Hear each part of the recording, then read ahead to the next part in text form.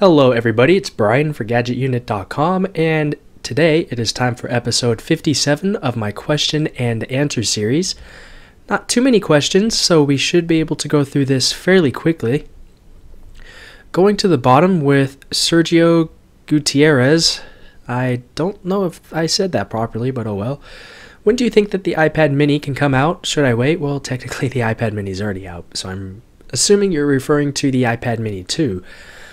From the rumors that have been circulating recently, the iPad 5 is actually going to be released before the iPad mini 2. If you can wait, then I think you should, because these new iPads are about 3 to 4 months out. If you can wait that long, then fine. That's pretty much all there is that I can tell you. From Computer Kid 1, I have iOS 7 beta on my iPod Touch 5th generation, and I understand that you have it on your iPhone 5.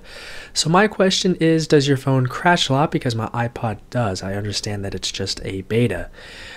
Beta 2 was horrible. In terms of the animations, they were sped up a little bit. They felt more snappier, but my phone had to restart quite often because sometimes the apps would become unresponsive and things like that. So Beta 2 was horrible. It was noticeably worse than Beta 1. So far with Beta 3, it's been fantastic. It's just so much better than the other two betas combined. So if you haven't yet installed Beta 3 onto your device, definitely do that. To me, it's much more stable. It's much more responsive and faster. Battery life has been much improved as well. So Beta 3 is definitely looking to be a lot better than the other ones. From Zofath Ali, do you smoke cigars? No, I do not. From Nikhil Paladugu, which do you recommend I should buy? The new 2013 13-inch MacBook Air, the $1,550 configuration, or the 13-inch Retina MacBook Pro, which is priced $50 cheaper than that particular MacBook Air. So I spec'd them out over here on Apple's website. So here's the $1,550 MacBook Air, and here is the $1,500 Retina MacBook Pro 13-inch. So the pros that I see for the Air is obviously it's much more portable. It's much more lightweight than the Retina MacBook Pro, and the battery life is much better. At least 12 hours under most scenarios, unless, I mean, if you're going to play games or resource-intensive applications, you're going to use those, then the battery won't be as good as that. But in general, compared to the Retina MacBook Pro, the Air has much longer battery life because it uses the new 4th generation Intel processors, while at least at this time, the Retina MacBook Pros use the last generation processors. So these should be updated probably sometime in September. So if you had to choose right now, I would definitely pick the Air because those were just refreshed, so they're not going to change until next year. The Retina MacBook Pros will be changed sometime this year for sure. Back to performance though, the processor in the MacBook Pro Retina is much faster, and that's really the only differentiating hardware feature. They both use the same graphics, so it really just comes down to your processor. This is much higher clocked. It's not an ultra low voltage one either, so in general the processor in the Retina MacBook Pro should be much faster. The flash storage, though, is faster in the MacBook Air, and that's because the MacBook Air now uses PCI Express instead of SATA for your storage devices, which means that writing and reading speeds will be much faster than with your typical SATA drive.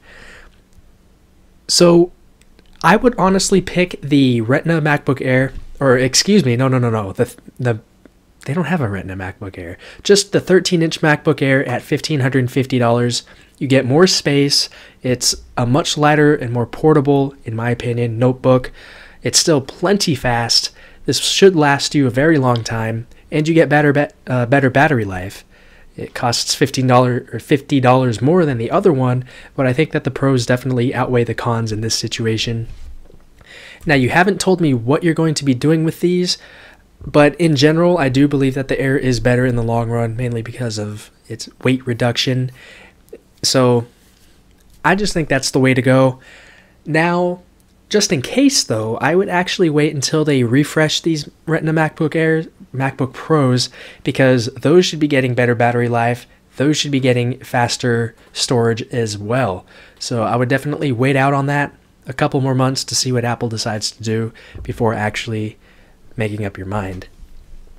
But for me, I've been using my 13-inch MacBook Air for almost a year, and I've been extremely happy with it ever since. The portability is just fantastic. It's just such a really nice device to use. From Cool Tiger Dude, AMD or Intel? If you're on a budget, AMD is definitely the way to go, because for the price, the sub $200 processors from Intel, the sub $200 processors from AMD are actually pretty darn speedy. And of course they come in quad core, 6 core, and 8 core varieties, although the core count's not really too important nowadays. But generally speaking, AMD processors for the money offer excellent value. If raw performance is what you're going for, Intel is typically the way to go. If you have the money, go with Intel. If you want to save money and if you're going for more of a value-oriented build, definitely go for AMD. So yeah. From Jared71, I'm on Cox's high-speed internet and the Wi-Fi on my iPhone keeps shutting off. I have restarted my phone as well as my router and nothing has changed. Is there a way to fix this? So immediately I'm thinking that it could be two different things. It could be your router or it could be your phone. So to test your phone, go find some other Wi-Fi network, use it for a while, and see if it disconnects you. If it disconnects you, then it's probably the phone. If it stays connected, then it's not the phone. To be honest, I think it's more of a router issue. If you have other devices that can connect to it, see if those are maintaining a stable connection, or see if those are being disconnected as well. It's really hard to tell without some more testing, so I'm not 100% sure on the actual fix. So the last question comes from Mucho Gucho, form, function, or balance of the two. So in regards to smartphones, I think that a balance of the two is typically a good way to go. Rarely do you actually have those things. Like I mentioned, that I think you've noticed, the HTC One. I like the way the rear of the phone looks, but I do not like what the front of the phone looks like. For the Galaxy S4, it's the opposite. I like the way the front looks, but I don't like the way the back looks. And in general, the Galaxy S4 is kind of big. And now that I have the Galaxy S4 active to review, that's even bigger. So it's really hard to find a smartphone that offers the best balance of design and function. Even the iPhone doesn't. I don't like how the iPhone is square. It's not very comfortable to hold in your hand, although I do like the size. But hopefully that answers the question and what everybody else has posted on this week's Q&A. Next week is episode 58. If you have anything that you'd like me to try and answer for that one, go ahead and leave your questions down below in the comments area for the video that you are watching right now. So that's it with this video. Thanks a lot for watching, and I'll talk to you all tomorrow.